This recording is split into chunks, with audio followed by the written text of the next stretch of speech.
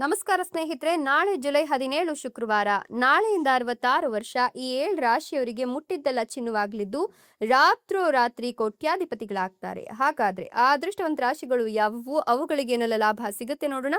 ಅದಕ್ಕಿಂತ ಮೊದಲು ಮಾತೆ ಮಹಾಲಕ್ಷ್ಮಿ ದೇವಿಗೆ ಭಕ್ತಿಯಿಂದ ಲೈಕ್ ಕೊಟ್ಟು ನಮ್ಮ ಫೇಸ್ಬುಕ್ ಪೇಜ್ ಅನ್ನು ಫಾಲೋ ಮಾಡಿ. ಇನ್ನು ನಿಮ್ಮ ಜೀವನದ ಸಕಲ ಸಮಸ್ಯೆಗಳಾದಂತಹ ಸತಿಪತಿ ಕಲಹ, ಪ್ರೀತಿಯಲ್ಲಿ ಮೋಸ, ಭೂಮಿ ವಿಚಾರ, ಕೋರ್ಟ್ ಕೇಸ್, ವ್ಯಾಪಾರ, ಹಣಕಾಸಿನ ತೊಂದರೆ, ಸಾಲಬಾಧೆ, ಸ್ತ್ರೀಯರ ಗುಪ್ತ ಸಮಸ್ಯೆ, ಹೀಗೆ ಹಲವಾರು ಸಮಸ್ಯೆಗಳಿಗೆ ಶಾಶ್ವತ ಪರಿಹಾರ ಮಾಡಿಕೊಡ್ತಾರೆ. ಡಿಸ್ಪ್ಲೇ ಮೇಲೆ ಕಾಣ್ತಕ್ಕಂಥ ಗುರೂಜಿ ನಂಬರ್ಗೆ ಒಮ್ಮೆ ಕರೆ ಮಾಡಿ ನೋಡಿ.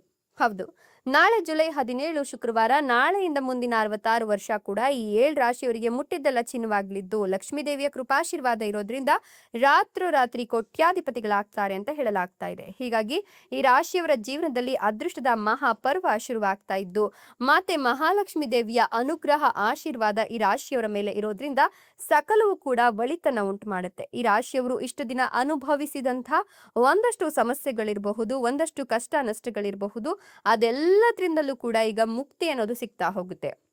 ಇಷ್ಟು ದಿನ ಇವರಿಗೆ ಒಂದಷ್ಟು ತೊಂದರೆಗಳು, ತಾಪತ್ರೆಗಳು ಎಲ್ಲವೂ ಕೂಡ ಒಂದ್ ರೀತಿ ಮಾನಸಿಕವಾಗಿ ಆಗಿರಬಹುದು, ಆರ್ಥಿಕವಾಗಿ ಆಗಿರಬಹುದು, ಸಾಕಷ್ಟು ನೋವನ್ನ ಉಂಟು ಮಾಡಿರುತ್ತೆ. ಆದ್ರೆ ಇನ್ನು ಮುಂದೆ ಅದೆಲ್ಲವೂ ಕೂಡ ದೂರವಾಗುತ್ತೆ. ಇವರು ಅಂದುಕೊಂಡಂತಹ ರೀತಿಯಲ್ಲಿ, ಅಂದುಕೊಂಡಂತಹ ಶೈಲಿಯಲ್ಲಿ ಜೀವನವನ್ನ ನಡೆಸಲಿಕ್ಕೆ ಎಲ್ಲವೂ ಕೂಡ ಒಳ್ಳೆಯ ಕಾಲವನ್ನ ತಂದೊಡ್ಡುತ್ತೆ ಅಂತ ಹೇಳಬಹುದು.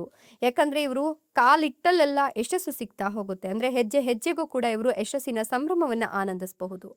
ಇವರ ದೀರ್ಘಕಾಲದ ಆಸೆಗಳು ಈಡೇರುವ ಸಾಧ್ಯತೆ ಇದ್ದು ಸಕಾರಾತ್ಮಕ ವಾತಾವರಣ ಸಿಗ್ತಾ ಹೋಗುತ್ತೆ. ಐಷಾರಾಮಿ ಮತ್ತು ವೈಯಕ್ತಿಕ ಸಂತೋಷಕ್ಕಾಗಿ ಗಣನೀಯ ಪ್ರಮಾಣದ ಹಣವನ್ನು ಇವರು ಖರ್ಚು ಮಾಡ್ತಾರೆ. ನಿಮ್ಮ ಯಾವುದೇ ಕಾರ್ಯಗಳು ದೀರ್ಘಕಾಲದಿಂದ ಬಾಕಿ ಉಳಿದಿದ್ರೆ ಅದು ಕೂಡ ಸಂಪೂರ್ಣವಾಗತ್ತೆ. ನಿಮ್ಮ ವ್ಯವಹಾರ ಯೋಜನೆಗಳು ನಿಮಗೆ ಉತ್ತಮ ಆದಾಯವನ್ನ ತಂದುಕೊಡುತ್ತೆ. ಹೆಚ್ಚಿನ ಬುದ್ಧಿವಂತಿಕೆ ಮತ್ತು ಕೆಲಸದಲ್ಲಿ ಗಮನವನ್ನ ಹರಿಸ್ತೀರಾ. ಅನಗತ್ಯವಾಗಿ ಯಾವುದಕ್ಕೂ ತಲೆ ಕೆಡಿಸ್ಕೊಳ್ಳೋಕೆ ಹೋಗಲ್ಲ. ಅನುಗುಣವಾಗಿ ನೀವು ಅಂದ್ರೆ ಅಗತ್ಯಗಳಿಗೆ ಅನುಗುಣವಾಗಿ ಖರ್ಚನ್ನ ಮಾಡೋದ್ರಿಂದ ಕೂಡ ನೀವು ಒಂದಷ್ಟು ಏರಿಳಿತಗಳನ್ನ ತಪ್ಪಿಸಬಹುದು. ಸಾಧ್ಯವಾದಷ್ಟು ಜಾಗರೂಕರಾಗಿದ್ರಿ ಅಂತ ಹೇಳಿದ್ರೆ ಎಂಥದ್ದೇ ಸವಾಲುಗಳು ಬಂದರೂ ಕೂಡ ಅದನ್ನ ಬಹಳ ಅದ್ಭುತವಾಗಿ ನಿಭಾಯಿಸ್ತೀರಾ. ಕಳೆದ ಕೆಲವು ದಿನಗಳಿಂದ ಕಚೇರಿಯಲ್ಲಿ ಕೆಲಸದ ಹೊರೆ ಭಾರವಾಗಿದ್ರೆ ಅದು ನಿಮ್ಗೆ ಸ್ವಲ್ಪ ಪರಿಹಾರ ಸಿಗುತ್ತೆ. ನಿಮ್ಮ ಬಾಸ್ನಿಂದ ನಿಮ್ಗೆ ಯಾವುದೇ ಉತ್ತಮ ಕೆಲಸಕ್ಕೆ ಸಂಬಂಧಿಸಿದ ಸಲಹೆ ಸಿಗದೇ ಇದ್ರೂ ಕೂಡ ತಲೆ ಕೆಡಿಸ್ಕೊಳ್ತಕ್ಕಂಥ ಅವಶ್ಯಕತೆ ಇಲ್ಲ. ಈ ಸಂದರ್ಭದಲ್ಲಿ ನೀವು ಮತ್ತಷ್ಟು ಬೆಳೀತಾ ಹೋಗ್ತೀರಾ. ಉದ್ಯಮಿಗಳ ಆರ್ಥಿಕ ಸ್ಥಿತಿಯಲ್ಲಿ ಸುಧಾರಣೆ ಕಂಡು ಬರುತ್ತೆ. ನೀವು ದೈಹಿಕವಾಗಿ ಮತ್ತು ಮಾನಸಿಕವಾಗಿ ಉತ್ತಮವರಾಗ್ತಾ ಹೋಗ್ತೀರಾ.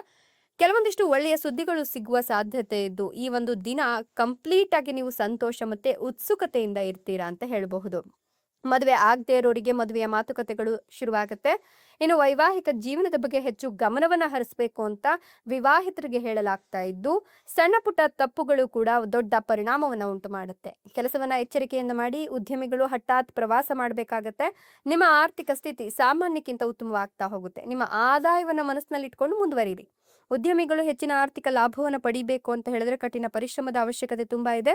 ನಿಮ್ಮ ಕುಟುಂಬ ಸದಸ್ಯರೊಂದಿಗೆ ಶುಭ ಕಾರ್ಯಗಳಲ್ಲಿ ಭಾಗವಹಿಸ್ತೀರಾ. ಇಷ್ಟೊಂದು ಲಾಭ ಮತ್ತು ಅದೃಷ್ಟವನ್ನು ಪಡಿತಿರ್ತಕ್ಕಂಥ ಆ ಅದೃಷ್ಟವಂತ ರಾಶಿಗಳು ಯಾವುವು ಅಂದ್ರೆ ಮೀನ ರಾಶಿ, ಕನ್ಯಾ ರಾಶಿ, ಕುಂಭ ರಾಶಿ, ಧನು ರಾಶಿ, ತುಲಾ ರಾಶಿ, ಮೇಷ ರಾಶಿ, ವೃಷಭ ರಾಶಿ. ಇವುಗಳಲ್ಲಿ ನಿಮ್ಮ ರಾಶಿ ಇದ್ದರೂ ಇಲ್ಲದಿದ್ದರೂ ಓಂ ನಮೋ ಮಾತೆ ಮಹಾಲಕ್ಷ್ಮಿ ದೇವಿಯೇ ಅಂತ ಕಮೆಂಟ್ ಮಾಡಿ. ಧನ್ಯವಾದಗಳು.